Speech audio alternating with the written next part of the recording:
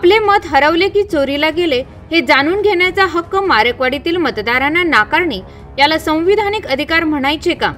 महाराष्ट्रातील विधानसभा निवडणुकीनंतर लोकांच्या मनात संभ्रम आणि शंका निर्माण झाली आहे।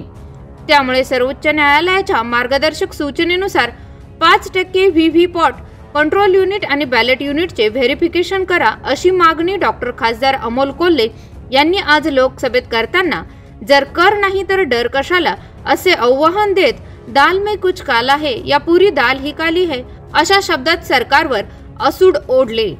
संविधान जो हमें व्यक्ति केंद्रित नहीं बल्कि राष्ट्र समर्पित होने की सीख देता है। अध्यक्ष महोदय, मैं उस महाराष्ट्र की भूमि से आता हूं जहां 350 साल पहले छत्रपति शिवाजी महाराज ने एक आदर्श प्रस्तापित किया था, रयतेच राज्य स्वराज्य। छत्रपति शिवाजी महाराज के स्वराज से ज्यादा वैभवशाली, ज्यादा बड़े कई साम्राज्य निर्माण हुए और हस्तगत भी हुए, लेकिन आज भी 350 साल बाद छत्रपति शिवाजी महाराज के स्वराज का नाम लिया तो हमारा भी सीना 56 इंच का होता है। और इसका कारण है छत्रपति शिवाजी महाराज के स्वराज को मिला नैतिक अधिष्ठान, और वही प्रेरणा संविधान में भी प्रतीत होती है। समता, बंधुता और स्वतंत्रता के नैतिक अधिष्ठान पर मानव का उत्थान और मानवता का कल्याण, और इसीलिए संविधान के निर्माण में योगदान देने वाले हर उस व्यक्ति के प्रति मैं कृतज्ञता व्यक्त करता हूं और उन्हें आदरपूर्वक नमन करता हूं। अध्यक्ष महोदय, जब हम अमृतकाल की बात करते हैं, जब अमृत की बात हो तो हलाहल की बात तो निकलती है, और जब हलाहल की बात निकले तो मंथन तो होना चाहिए। लेकिन मेरा ये मानना है कि इस मंथन में पुराने जख्मों को कुरेदने से अच्छा है कि वर्तमान का परीक्षण करें और भविष्य का अवलोकन करें।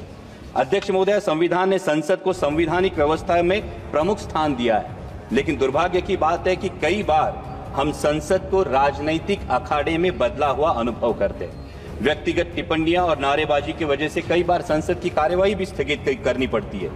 किसी नेता का किसी पूंजीपति से क्या संबंध है, कौन नेता किसकी फ्लाइट में कहां गया, या किस विदेशी नेता ने किस नेता को डोनेशन दिया, इन बातों से हमें लगता है ये महत्वपूर्ण होना चाहिए कि हमारे देश के किसान की, नौजवान की, आम आदमी की आवाज यहां उठाई जाती है या नहीं, उसकी समस्या का यहां समाधान होता है या नहीं। अध्यक्ष महोदय, हम देशहित के मुद्दों पर चर्चा चाहते हैं, बहस चाहते हैं, ना कि राजनीतिक नारेबाजी, और ये सत्ता पक्ष हो या विपक्ष, दोनों को ध्यान में रखना चाहिए। अध्यक्ष महोदय, संविधान में सामाजिक, आर्थिक और राजनीतिक न्याय की बात की है। जब आर्थिक न्याय की बात हो तो हमें सोचना चाहिए कि क्या हम सही मायने में देश की जो सबसे बड़ी आबादी है उन किसानों को आर्थिक न्याय प्रदान कर सके हैं? उनकी मेहनत का, उनकी फसल का क्या उन्हें सही दाम मिल पा रहा है? प्याज हो, सोयाबीन हो, दूध हो या कपास उत्पादक, किसी भी किसान से अगर आज हम पूछे कि वह आज की स्थिति में वो खेती आउट ऑफ चॉइस कर रहा है या आउट ऑफ कंपल्शन, ये तो मानना पड़ेगा, हर किसान को ये कहना पड़ेगा ये आउट ऑफ कंपल्शन उसे खेती करनी पड़ रही है, क्योंकि उसके पास दूसरा कोई चारा नहीं है, रोजगार का दूसरा कोई जरिया नहीं है। सरकार किसान सम्मान जैसी योजनाएं तो लाती है, लेकिन किसान का असली सम्मान तभी होगा जब उसकी फसल को सही दाम मिलेगा। किसानों के हित में देश की इंपोर्ट और एक्सपोर्ट पॉलिसीज बनाई जाएंगी। जो आर्थिक न्याय की बात किसानों को लागू होती है, वही बात देश के नौजवानों को भी लागू होती है। संविधान में गरिमापूर्ण जीवन की बात की गई है, लेकिन हर इंटरव्यू की लाइन में खड़े हुए नौजवान युवकों की भीड़ देखे, या प्यून की नौकरी के लिए पीएचडी के छात्र कतार में खड़े देखे, तो हम ये सोचने पर मजबूर हो जाते हैं कि क्या देश के भविष्य को हम गरिमापूर्ण जीवन दे रहे हैं? क्या उनकी शिक्षा के अनुसार उन्हें आर्थिक न्याय दे पा रहे हैं? अध्यक्ष महोदय, जब सरकार कहती है कि वो 80 करोड़ देशवासियों को मुफ्त में राशन देती है, इसके अभिनंदन के साथ ही हमें अंतर्मुख होकर यह भी विचार करना होगा कि आजादी के 75 वर्षों बाद भी अगर 80 करोड़ देशवासियों को मुफ्त में राशन देना पड़े तो क्या यह उपलब्धि है या विफलता? क्योंकि जनता मुफ्त का राशन नहीं बल्कि हक का रोजगार मांग रही है, और मुफ्त के राशन से गरिमा नहीं बढ़ती, हक के सम्मानजनक कमाई से बढ़ती है। अध्यक्ष महोदय, जब सामाजिक न्याय की बात आती है तो हमें ध्यान रखना चाहिए कि हमारा धार्मिक ग्रंथ चाहे जो भी हो, वो गीता हो, बाइबल हो, कुरान शरीफ हो या गुरु ग्रंथ साहिब हो, उसे हमें दिल में रखना जरूर है, लेकिन दिमाग में सबसे पवित्र राष्ट्रीय ग्रंथ संविधान को रखना होगा। हिंदू, मुसलमान, सिख, ईसाई कोई भी हो, वो दहलीज के अंदर, लेकिन दहलीज के बाहर कदम रखते ही उसे सिर्फ और सिर्फ भारतीय बनना होगा। तभी तो संविधान के धर्मनिरपेक्षता के तत्व का सम्मान होगा। किसी मस्जिद के नीचे क्या है या मंदिर के पीछे क्या है, इस चर्चा में जाने वाला न्यायपालिका, मीडिया तथा सरकार का वक्त अगर राष्ट्र निर्माण और देशवासियों की प्राथमिकता के लिए सदुपयोग में लाया जाएगा तो इसमें देश का हित होगा। अध्यक्ष महोदय, हमारा संविधान हमें असहमति की भी अनुमति देता है, लेकिन वर्तमान में कुछ तत्व सरकार से असहमति रखने वालों को देशद्रोही करार देने लगते हैं। अध्यक्ष महोदय, क्या ये असहमति के तत्व का सम्मान है? देश को आजाद कराने वाले सत्याग्रहियों और क्रांतिकारियों के बीच भी आजादी के मार्ग को लेकर असहमति जरूर थी, लेकिन दोनों का मकसद एक ही था, देश की आजादी। और इसी प्रकार आजाद भारत में भी असहमति का मकसद एक ही होना चाहिए, वो है देश हित। अध्यक्ष महोदय, डॉक्टर बाबा साहेब आंबेडकर ने कहा था कि संविधान मात्र एक कानूनी दस्तावेज नहीं है, बल्कि हमारे जीवन का सारथी है। लेकिन आज हमारी शिक्षा प्रणाली में नागरिक शास्त्र का अध्ययन महज 20 मार्क के लिए होता है, महज 20 मार्कों के लिए। और शालेय शिक्षा के बाद तो जैसे आम नागरिक का नागरिक शास्त्र से हाथ ही छूट जाता है। आज हम देख रहे हैं कि शहरी आबादी लगातार बढ़ती जा रही है, लेकिन शहरों में वोटिंग परसेंटेज लगातार घटता जा रहा है। कई मतदाताओं तो ये तक पता नहीं होता कि स्थानिक स्वराज्य संस्थाओं का काम क्या है, विधानसभा का काम क्या है और संसद का काम क्या है। और ये भी वास्तविकता है कि कई बार मतदान जाति के आधार पर होता है या फिर धर्म के आधार पर होता है। इस स्थिति से उभरने के लिए हमें नींव मजबूत करनी होगी, न कि सिर्फ स्कूलों में बल्कि कॉलेजों में, कॉर्पोरेट में, कंपनियों में संविधान के प्रति सजगता के लिए हमें ठोस कार्यक्रम के बारे में सोचना होगा। और अध्यक्ष महोदय, अंत में मैं बात करूंगा राजनीतिक न्याय की।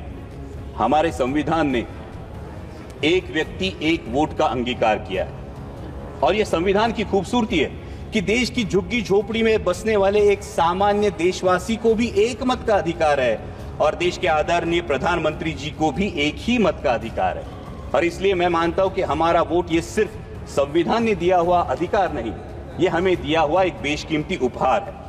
लेकिन अध्यक्ष महोदय, अगर हमारी कोई बेशकीमती चीज अगर खो जाती है या चोरी हो जाती है तो हम क्या करते हैं? हम शिकायत करते हैं। और अगर दरोगा कहे कि चोरी हुई नहीं तो हम क्या करते हैं?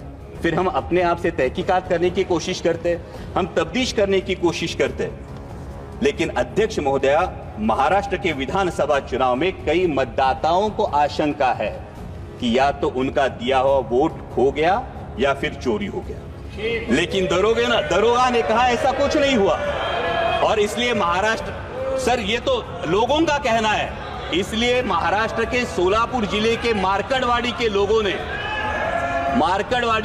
ने बैलेट पेपर पर यह जानने की कोशिश की कि उनका मत गया कहां, लेकिन प्रशासन ने इस पर रोक लगा दी। इन्होंने, मैं ये डिस्क्लेमर ही देता हूं, मैं ईवीएम से आया हूं, लेकिन जिन मतदाताओं की ये आशंका है उन मतदाताओं की बात यहां रखना मैं समझता हूं मेरा कर्तव्य है। ना उन्होंने इलेक्शन पे अविश्वास दिखाया था, ना उनको फैसले पे आपत्ति थी, क्योंकि वहां पे तो उम्मीदवार जीत के आया है। फिर भी लोग जानना चाहते हैं वोट कहां गया, खो गया या चोरी हो गया। लेकिन उन्हें यह करने से मना करना, क्या यह राजनीतिक अधिकार है?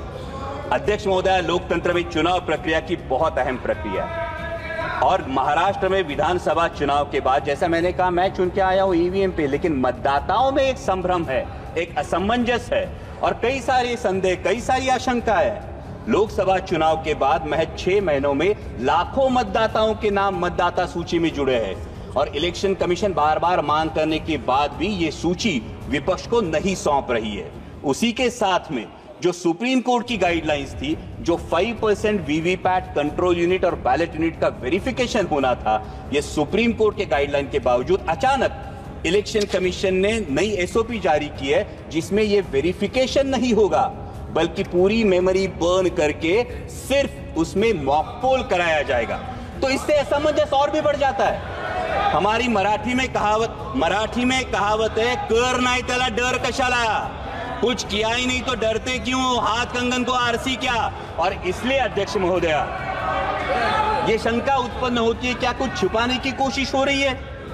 क्या दाल में कुछ काला है या पूरी दाल ही काली है?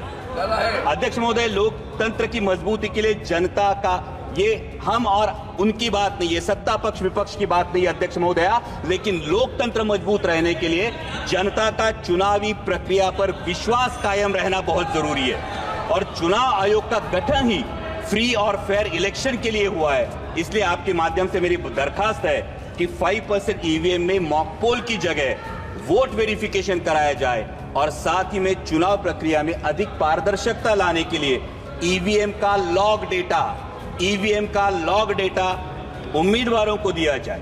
अध्यक्ष महोदय, ये तो मानना पड़ेगा कि अध्यक्ष महोदय, ये तो मानना पड़ेगा कि चुनाव आयोग मतदाताओं की सुविधाओं के लिए हमेशा जागरूक रहता है, लेकिन जैसे रेस्टोरेंट में जाने के बाद हमारे पास विकल्प होता है कि हमें नॉनवेज खाना है या वेज खाना है, तो मतदाताओं के पास विकल्प क्यों नहीं? उन्हें मतदान बैलेट पेपर से करना है या ईवीएम से करना है? जिसका बैलेट पेपर पर विश्वास हो वो बैलेट पेपर से मतदान करे, जिसका ईवीएम पर विश्वास हो वो ईवीएम पर मतदान करे। ये अवसर है अध्यक्ष महोदय, देश के, विश्व के सबसे बड़े लोकतंत्र के पास एक अवसर है कि अमृत काल में माननीय प्रधानमंत्री जी के नेतृत्व में एक ऐसी व्यवस्था बने कि पूरे देश में मतदाता को पता चले कि उसका वोट गया कहां है, तभी तो लोकतंत्र मजबूत होगा। और अंत में इतना ही कहूंगा अध्यक्ष महोदय, राष्ट्र प्रथम के साथ स्वतंत्रता प्रथम, समानता प्रथम, बंधुता प्रथम और धर्मनिरपेक्षता प्रथम का अगर हमारे जीवन में अंगीकार हो तो वर्तमान में संविधान का सम्मान और बढ़ेगा और भविष्य में हमारा लोकतांत्रिक गणराज्य विश्व की महाशक्ति बनकर उभरेगा। और इसीलिए छोड़ो कल की बातें, कल की बात पुरानी, नए दौर में लिखेंगे मिलकर नई कहानी, हम हिंदुस्तानी। जय हिंद।